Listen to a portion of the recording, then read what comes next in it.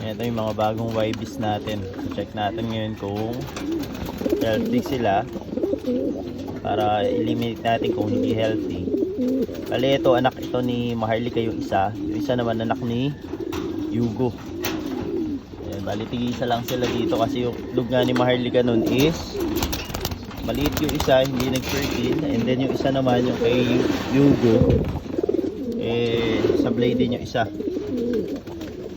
Ayan. So ito nga sa inip natin, nagsalang na ulit tayo.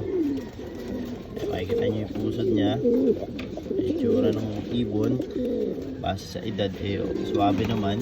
Crack milk pa rin yung sinusubo, ibig sabihin okay yung yaya natin. Ayan, okay din to isa.